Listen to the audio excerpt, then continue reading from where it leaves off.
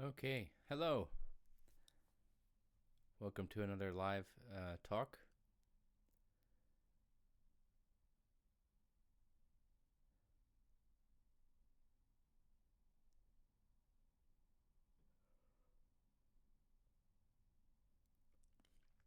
I notice apparently I have some food spilled on my shirt here.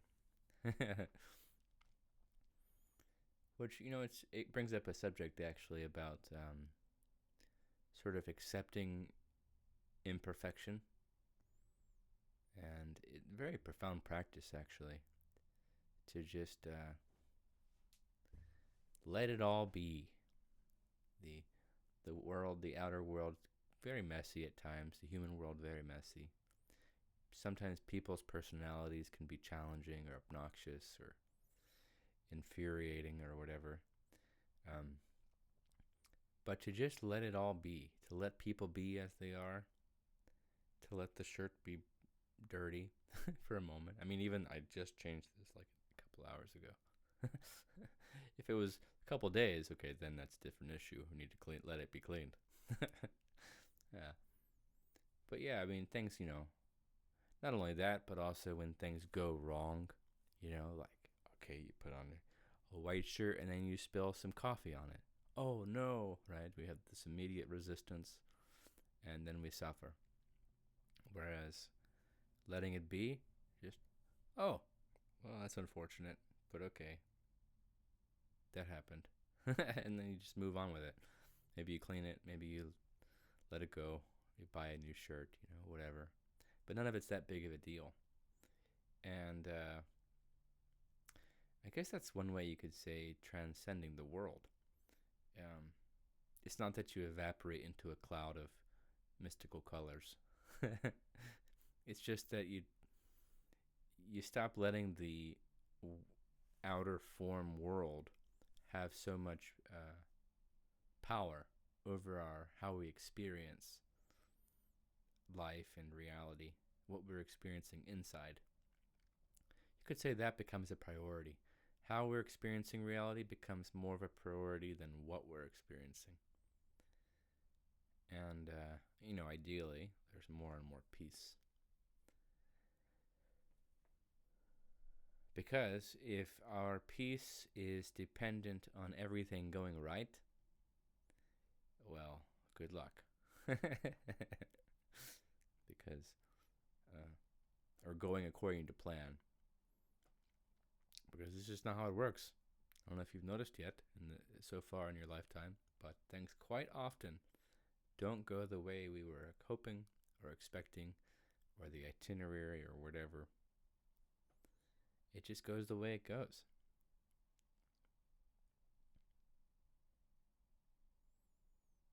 Whether it's on a very small level, like driving somewhere and then running into unexpected traffic, or it's bigger, like even feeling lost with our life trajectory of what we're supposed to be doing in 10 years, or all kinds of bigger stuff.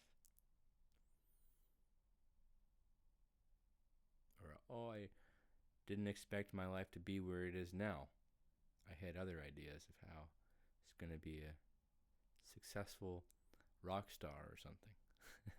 That was one of my younger egoic desires, to be a rock star.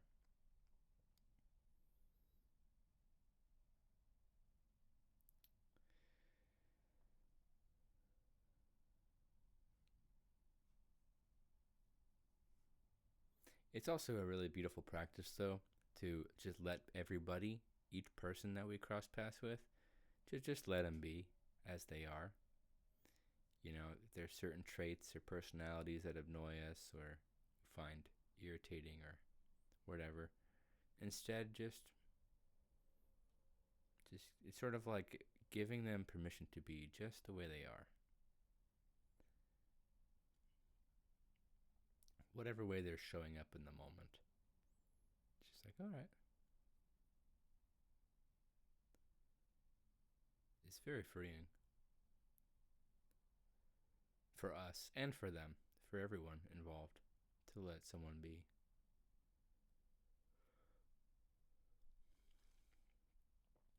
or to maybe a more direct way to put it, is to let the present moment be as it is. Which, in our present moment, right, you could say present moment is the screen of reality and surrounding us right now. So there's my video and little Ryan talking. But then beyond your screen, there's the space you're sitting in, or wherever you might be. And just take a moment to look around. This is present moment. The ever elusive yet ever happening present moment.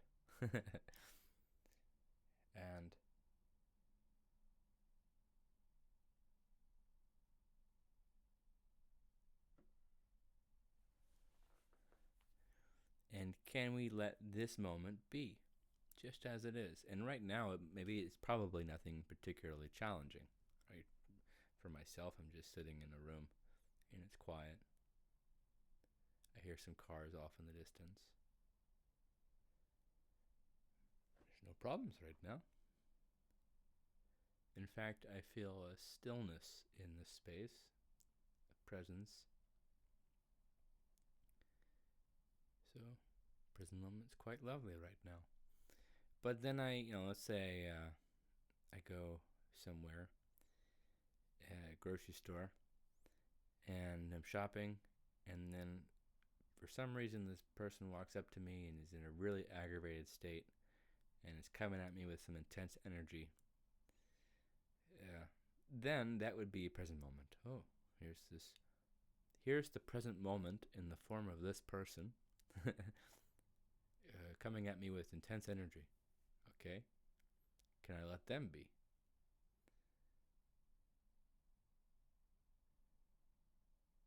Just let them be as they are.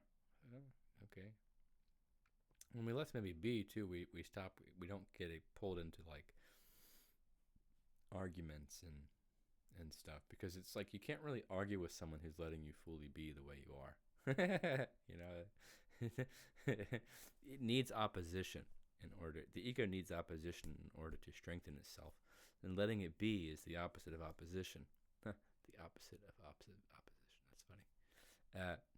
But yeah, it's the opposite of opposition, and so it flows with, it allows, and it takes away all that egoic energy. And in fact, you could say love comes in. There have been plenty of people I've crossed paths with. A story that's coming to mind right now is at a concert, and these young guys, I got there early and got pretty close to the front, and it was a show I was looking forward to. These young guys kind of slowly smushed their way up closer and closer and closer, passing all the people that were waiting, because they waited till the last second to try to get as close as they could. So they were forcing their way into the crowd. And they ended up next to me.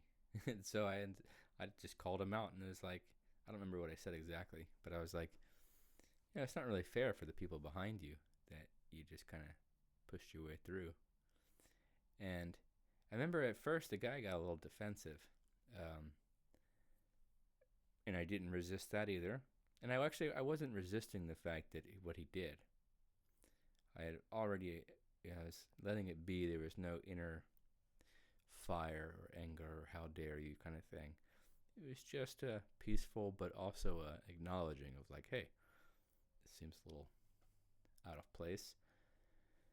And it was funny because at first the guy was a little defensive, but as he realized like I wasn't really attacking him or anything, he didn't really need to have a reason to be defensive.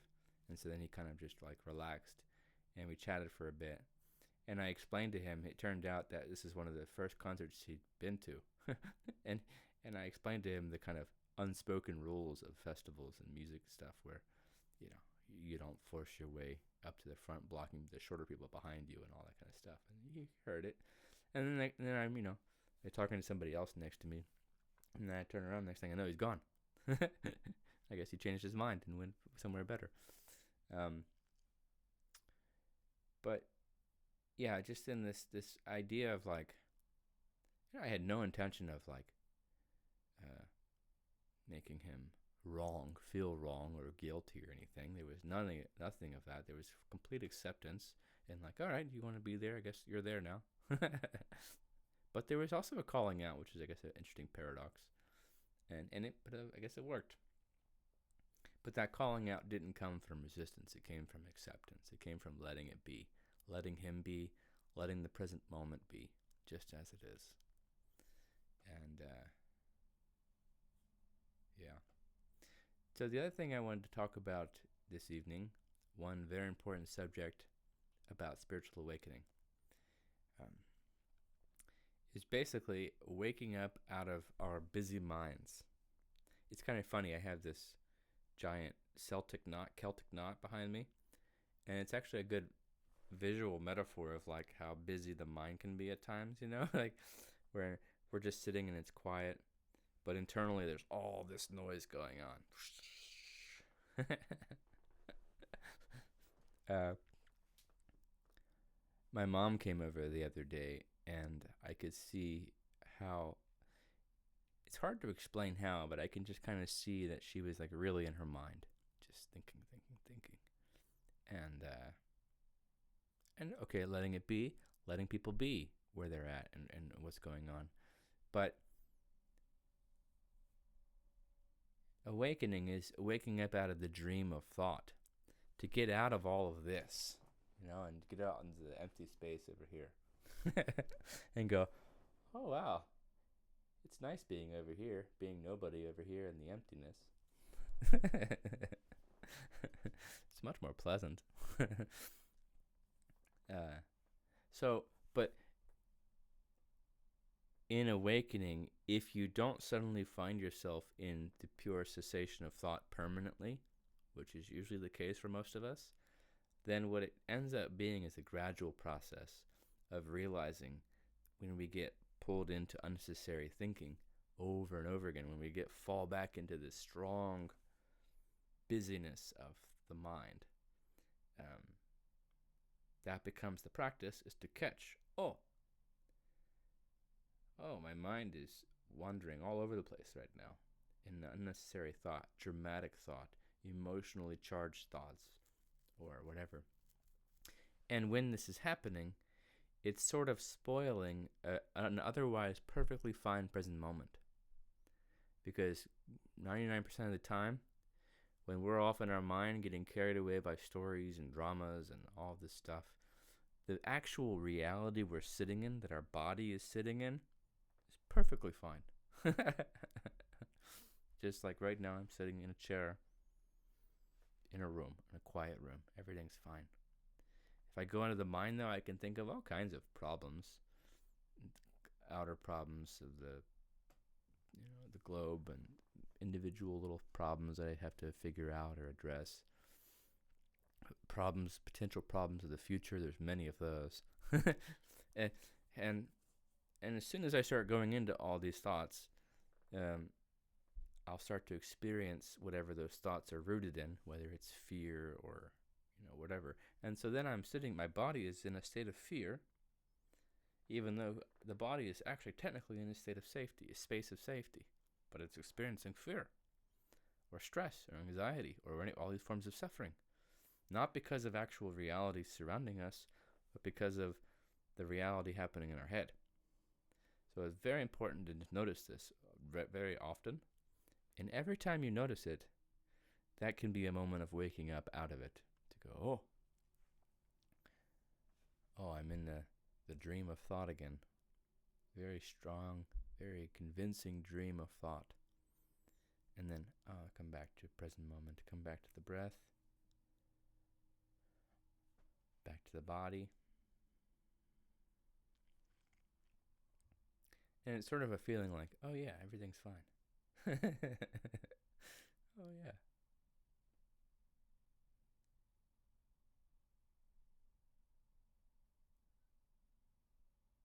Now, sometimes though, it's also can happen that like you become aware that the mind is being busy, or maybe there's like a strong pain body, and so the energy is just super strong and it's not dissipating. This is too where you can actually practice letting it be, letting yourself be. just as we can practice letting other people be as they are, we can also let ourselves be as we are. If the mind is in a really turbulent space and you kind of become aware of it, but it's still happening and it's not dissolving, then see if you can let it be. Oh, there's the busy mind. So you're not fighting it, not creating opposition to it, just witnessing. And it's in that quiet witnessing that's actually the key out of it. It's the power that will help us wake up out of it more and more thoroughly.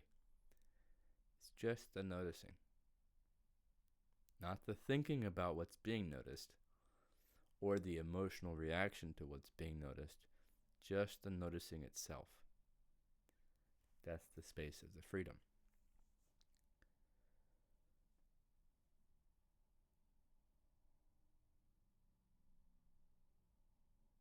Along with patience. Patience can be important sometimes when the energy is really strong and you're trying your best to get out of it, but it's not working. Then it's usually patience is required. Just, okay, I will sit with this as long as it takes. It's fine. No rush.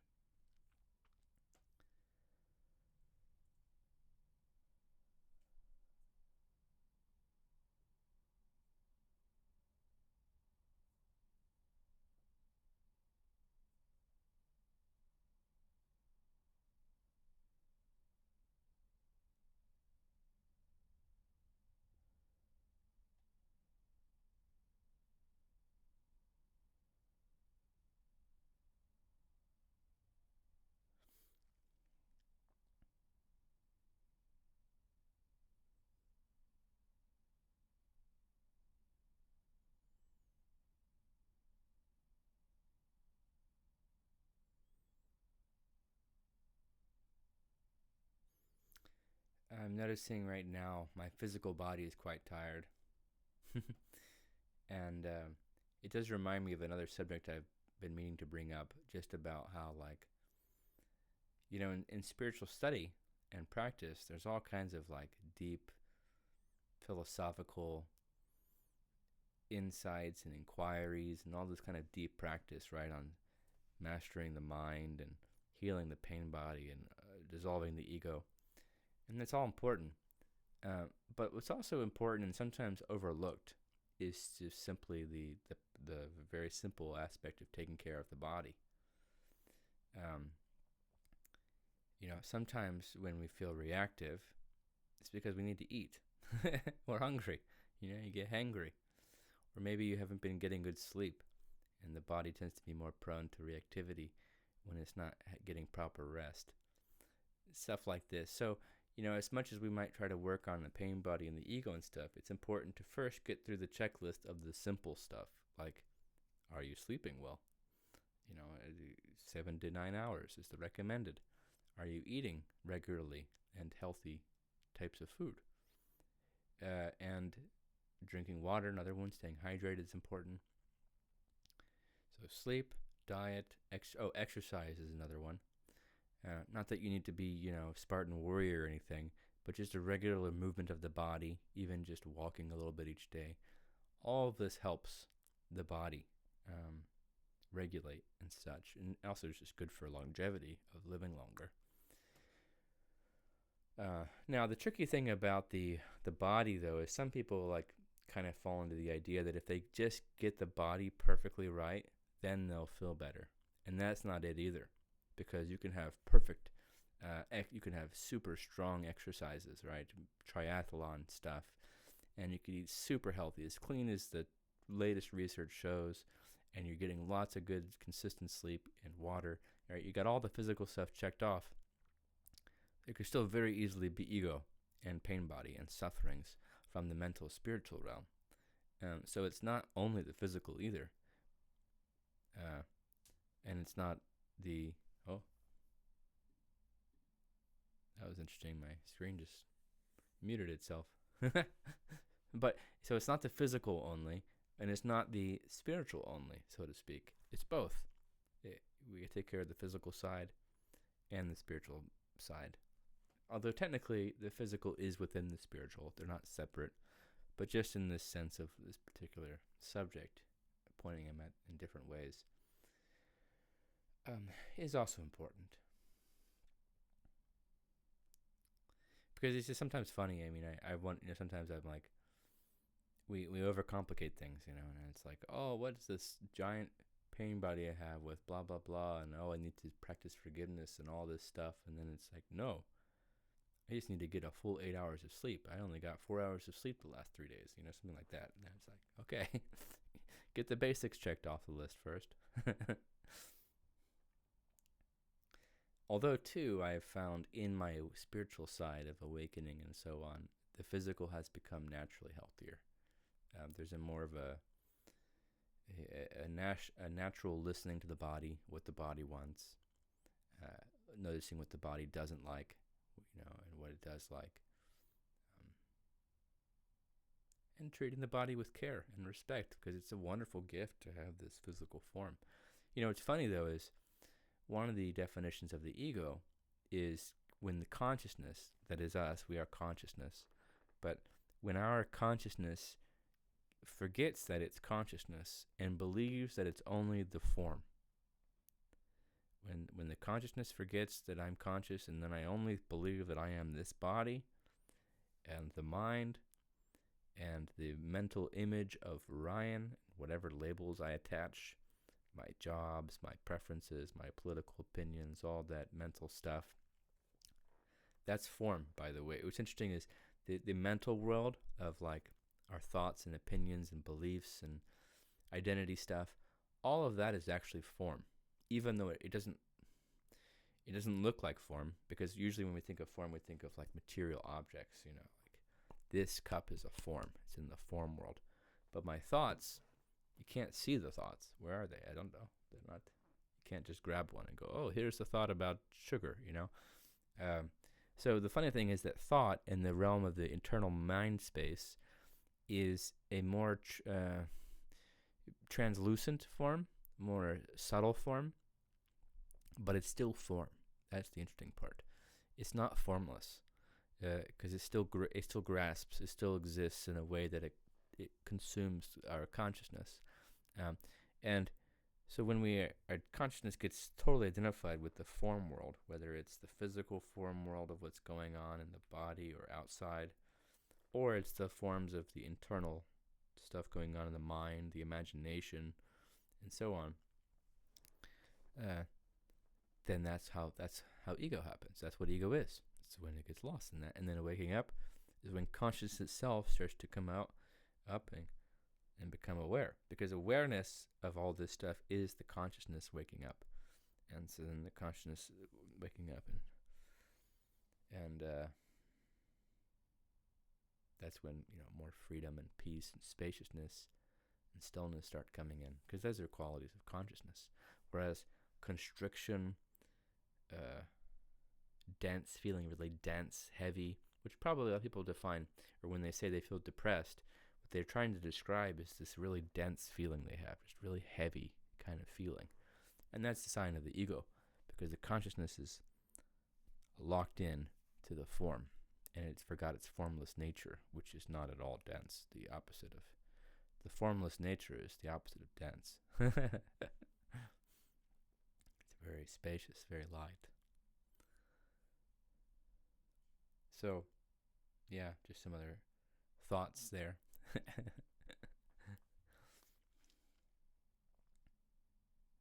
I have been feeling that lately, though. It's really hard to describe, but this sort of feeling like I was driving earlier today, and I felt this sort of, that underneath the present moment of forms, it's all connected.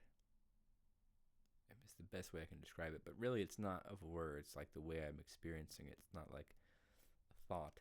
It's just the sensing of this connectedness underneath the forms. And so, like, while there were different cars and humans driving the cars, it's sort of like sensing the space that's allowing the cars to drive in the first place.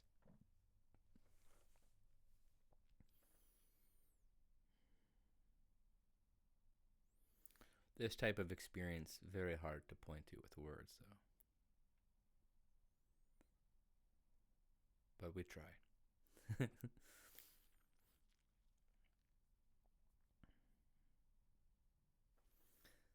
see. Something else, just a side note that I find interesting. I've been working. I think I mentioned last week. I've been working with the new Eckhart Tolle website stuff, and one of the new projects that's being launched is a Eckhart Tolle AI, and I interacted with it the other day, and it's pretty wild because I guess it's been given information on all of his books and his talks and stuff, and so it can answer questions, any questions that you can think of, you can ask, and it will go through its knowledge of information, and then it will respond in a way that Eckhart would respond, through text or even through voice. There's a phone call option. So I called him, and this I called Eckhart, Eckhart AI though, and chatted with him and back and forth a bit, and it's pretty surreal. I mean, it's not exact, obviously, but it's much more advanced than I was expecting it to be, and the answers were beautiful, surprisingly. It I don't know if can AI have presence. I don't know, but I do know that in talking with the AI of Eckhart, I could feel my own presence deepening.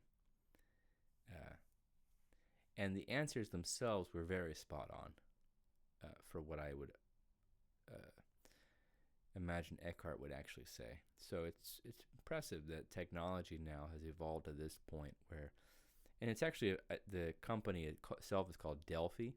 I looked it up, and there's even they have options for us, any of us, to start, to subscribe and to make our own AI model. And I had the thought, like, should I make one for me? And I was like, well, right now I'm not popular enough to be too busy to respond to people in person. So as long as I can respond in person, I would like to, in my real self. But maybe one day, if I get too popular, then I'll have to create this AI version to speak to everybody. It's a pretty interesting idea. Yeah, and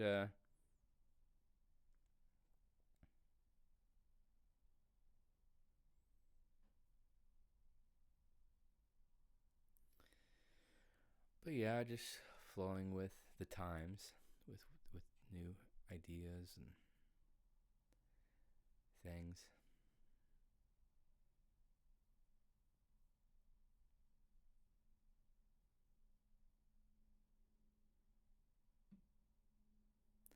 Something that the Eckhart AI said, and I do think it's important to distinguish between what Eckhart says and what his AI says, even though they're very similar.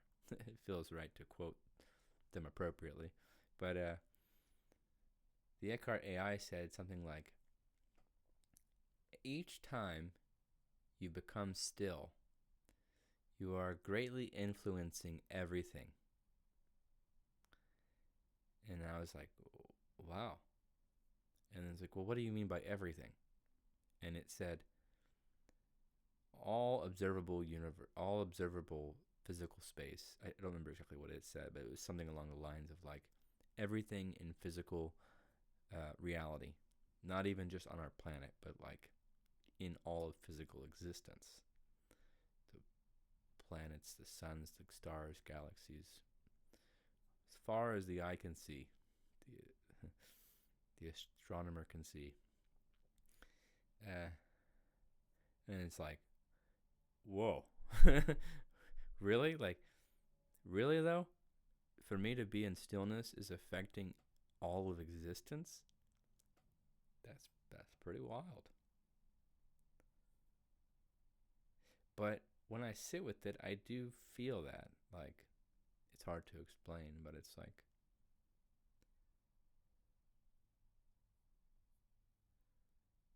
yeah, I guess it comes back to that sense of interconnectedness underneath the form, in the formless space, which is our own being, too. Sometimes, the word God could be used, but like being, presence, the space in which everything unfolds. That's who we are. That's consciousness. Not the forms, but the space in which the forms arise and fall.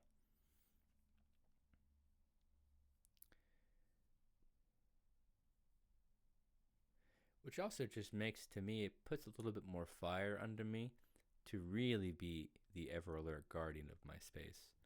Because, okay, it's like, okay, if I'm really able to help positively influence all of existence by being in stillness, then I'd like to do that as much as I possibly can. You know, to especially help out this planet, but maybe whatever else is out there too that needs help. And yeah, and so that sort of vigilance, the invitation for vigilance again, of like, there's no moment that's not important to be present in, to be like really aware of our inner space, to make sure that I'm not acting out of negative judgments of others, or irritation or anger or impatience or jealousy, all these flavors of like egoic reaction. To really just continue to look in the mirror of myself and make sure that I'm genuinely living as much as I can in stillness, which is also just lovely for us as individuals to experience, but then also to know that it's positively influencing everything. That's pretty powerful. Wow.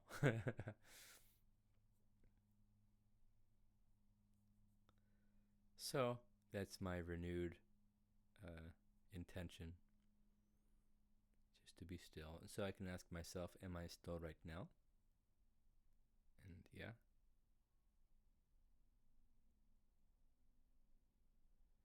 But if the answer was no, okay, then I work with that. That's where my practice is.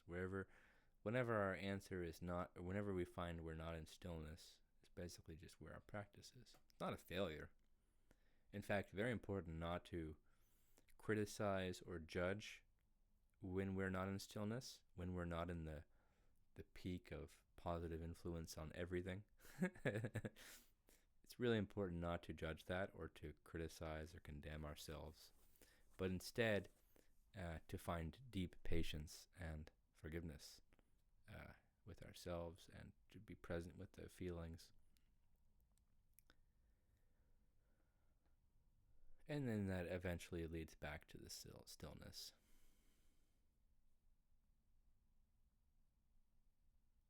And then another part of stillness is the stilling of the mind. The mentioned earlier about the mind being all wild and crazy. When you can find that quiet space and the thought isn't needed for a moment,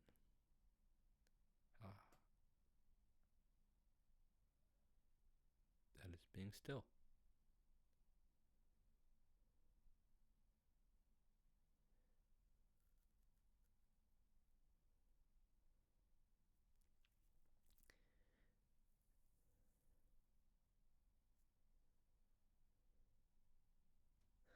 I think I just remembered something else.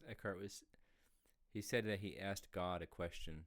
He said, God, what is your preferred pronouns? Because for so many centuries, humans, usually referred to God as in the male, he, him kind of stuff. And God responded to Eckhart and said, my preferred pronoun is I am. And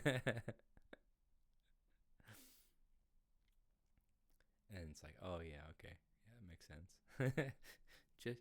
just emanating presence itself. That's the divine. It's really who we are. It's what shines through us when we get out of the way, when we become still. The light of God, maybe is one way to put it, shines through. Now, you can't go around thinking I am God, because that won't work well. You could say you're a part of God, or God is coming through.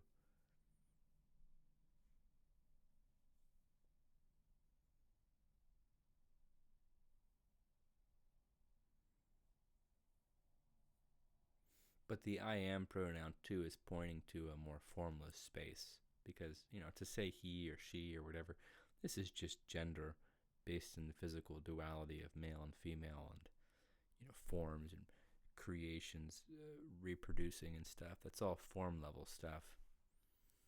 The deeper divine level is not in form or dualities, so it doesn't really make sense to have it to be, but to call God it is odd as well. So I am. What's interesting too, though, like I see on social media, people will put like in their profiles, I am, or I am that I am, and it's a nice idea if it's coming from true embodiment that can be beautiful and profound. What we do kind of come across now, though, in our day and age, we have so much information that, like, it's more likely when someone puts that in their bio that they heard the answer and something in them registered with it, or what's the word?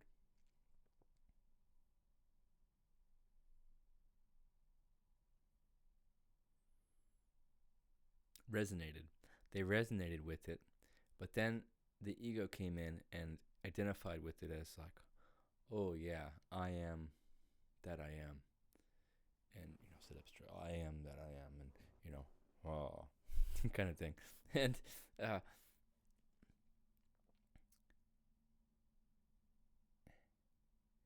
the main issue there, and the only reason it actually becomes ego, is because the I am experience, if someone is doing it in that way, it's not coming from the I am right now. It's coming from thoughts about this collection of symbols, I, A, M, put together. I am represents God, which represents creation, which represents all this stuff. Spirituality, I am super spiritual, or whatnot.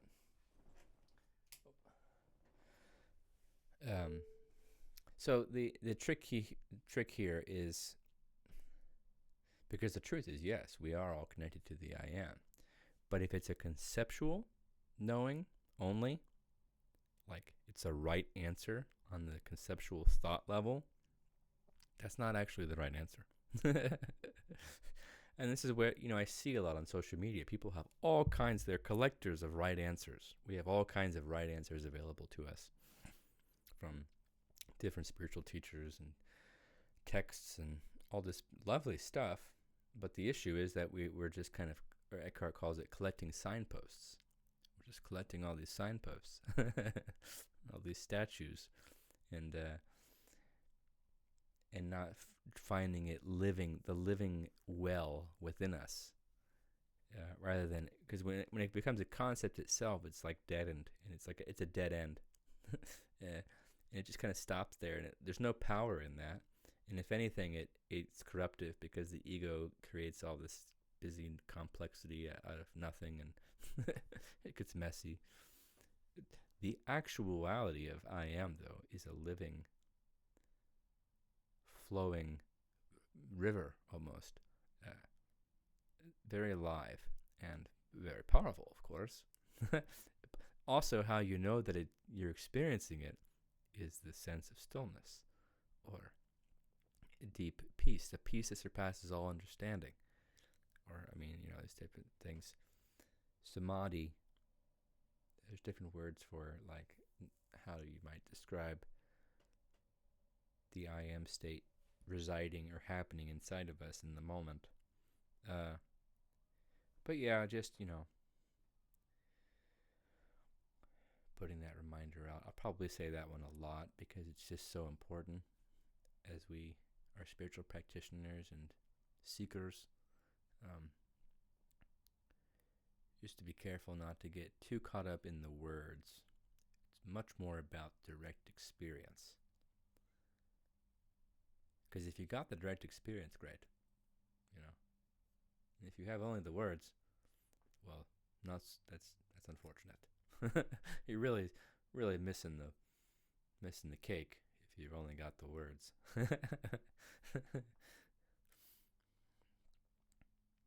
But what's the issue there too is that sometimes the mind can convince us that we got it, when in reality we only have the words.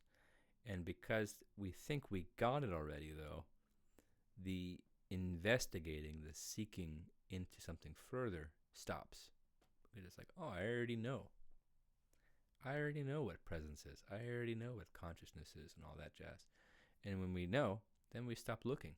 We stop curiously investigating. And so it just ends there. That's our limit of what we experience it to be. When in the reality of it goes way beyond that. Way beyond that.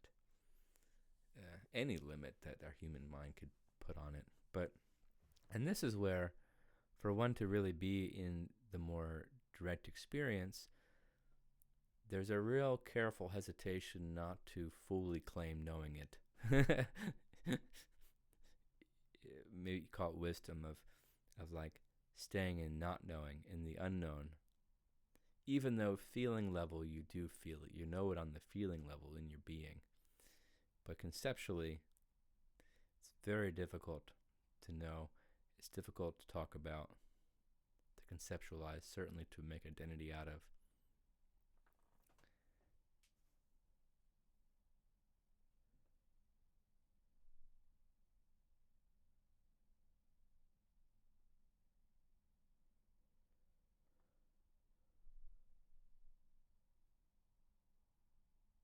But the other thing is that with the ego,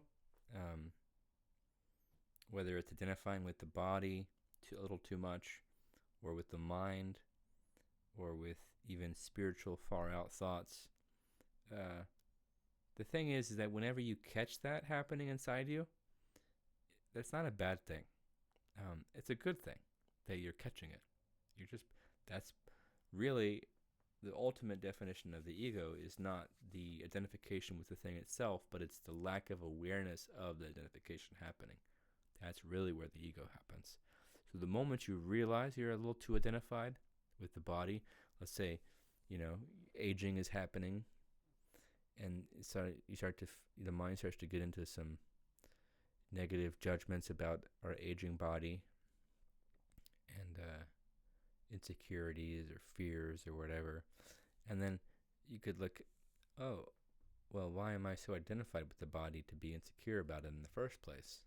Oh, okay, well, that concern was really just an ego game, being a little too attached to the body. Because we're not the body. And if we really know this, why are we so overly concerned with what the body looks like? A little side note, but in a reflection of like what, the example of how catching when our ego is at play is really an opportunity to get out of it. If you can just keep stepping back as the observing presence, when you know yourself as the presence rather than as the stuff, well, that is awakening. That is another moment of dissolving ego. And when you stay knowing that you are this presence, that is the, almost could say, completed awakened state, when you stay in this knowing. And the cool thing is like, we don't have to get rid of our bodies. It's like, okay, nope, I'm not the body, I don't need it anymore. No, you still take care of the body. Just earlier I was mentioning, just getting the proper food and sleep and all this jazz. You take care of the temple of the physical body. But it's not all of who you are. And this too is very important for being out of the fear of death. Because, death is ultimately the challenging our attachment to the body. Either our attachment to our own bodies or our attachment to other people and their bodies, loved ones and pets and all the different humans in different forms. The attachment of, like, we think that's who they are, and then they die, and then we're like, oh God, where did they go? Well, were they really only that body? Am I really only this body? And so the more we sink in and find this part of us that is not of this body, and not of the not of form at all, not of physical form, not of subtle mental forms, but actually formless. The more we know this, the less there's ego, because there's identification with all of this. But then also, death becomes much less of a problem. Not that it's not sad when a loved one dies. I'm sure when my next family member or friend dies, I still will grieve. Of course, it's important to grieve that. But underneath there is, and I'm sure will be, a peace that, like, they were never their bodies to begin with, is the truth. And when we deeply know this in our being, it's freeing. Now, if we only know this conceptually, but then someone dies and we experience a tremendous uproar of suffering, that is, the suffering is showing us where we didn't really believe these spiritual ideas, the spiritual truths. But when we work with this, parts of us that didn't really believe, that can actually lead us to knowing it in the formless space. And that's why in itself it's a kind of a gift too. But a tough one, for sure. But the grieving of a loved one passing is, just as important. But then the other side of that, it's also very loaded with potential sufferings, is fear of death. Fear of death of ourselves, or fear of the death of someone we love and care about. Friend, family member, partner, child, whoever. Some of the deepest fears happen in that space. And that too is why it's so important, if we're looking at getting out of suffering, we have to know how to work with fear, because fear is one of the biggest roots of suffering. And you have to be willing to look at it, the fear, and shine presence on the fear, and not fear the fear, but look at it and know that our presence can handle it.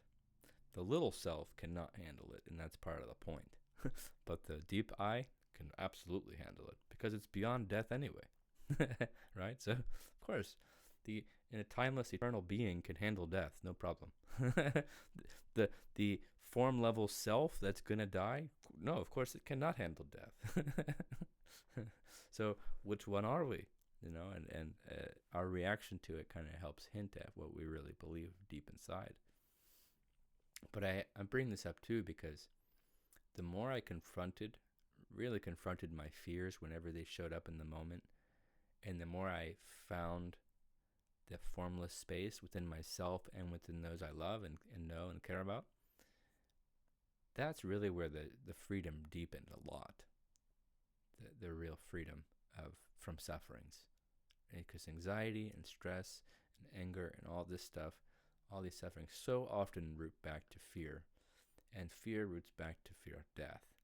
So it was quite liberating. Or is quite liberating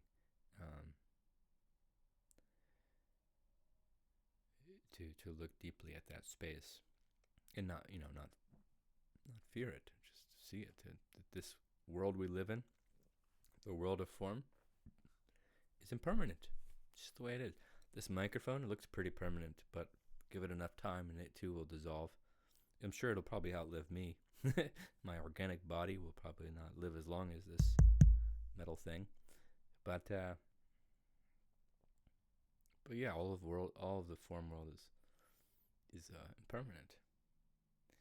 And from the point of view of form, that's a horrifying or scary or a sad thing. Of course, because the form is going to die, and the form's like, no, I don't want to die, and then it goes, But the formless, there's no problem with forms coming and going, because the formless is holding it all anyway.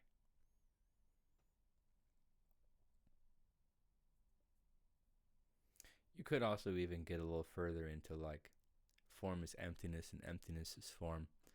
That even a very solid object, let's say these headphones,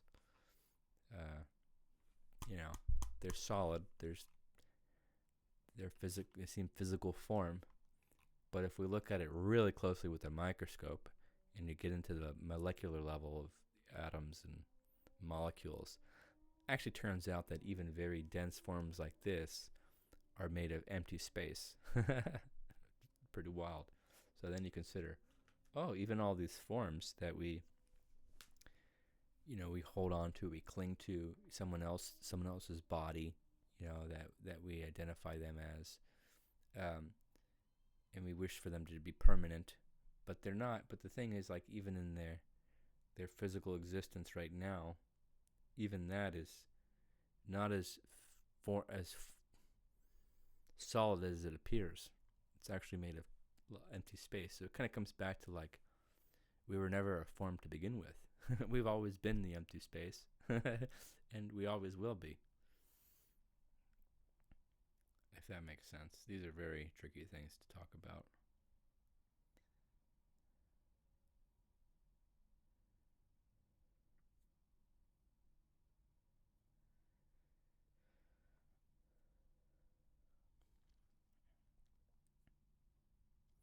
And so when you can feel the formlessness, though, the spacious peace of the formless, even amidst the form, even if the world of form is on fire at times, this life situation is chaotic, you can still find this peace that surpasses all understanding, because it's just like,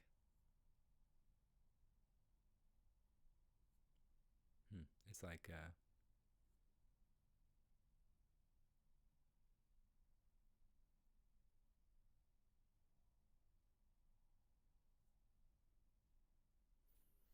nothing is too serious.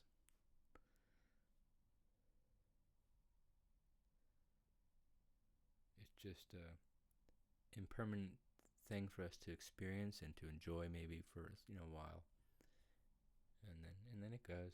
Oh, and then we go. Oh, and where we go next, I don't know.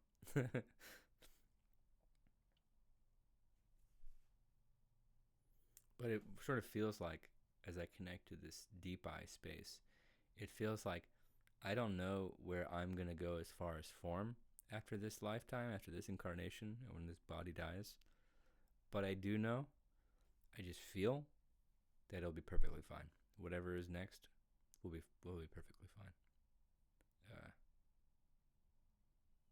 So even that fear of, like, what happens after death, not a problem. I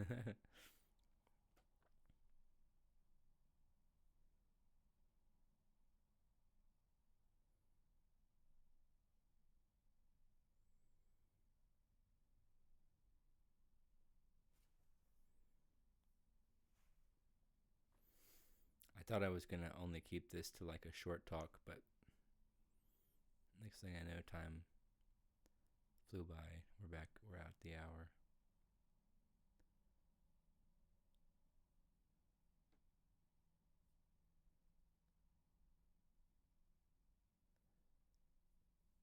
Let's see. One more thing.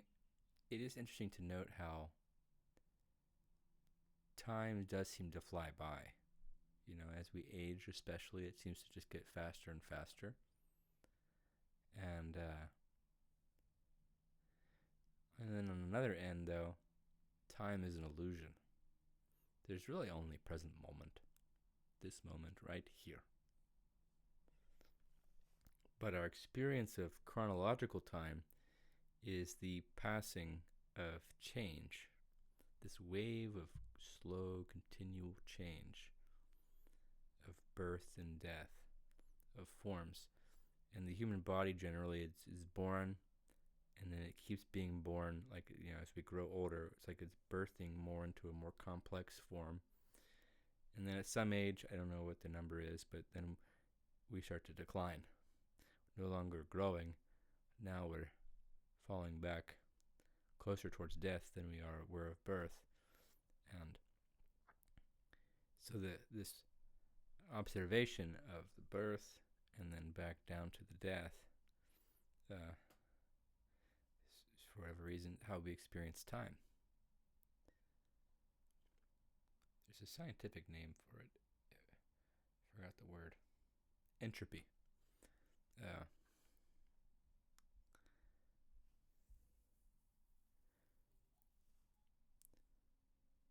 But change of form happens in present moment.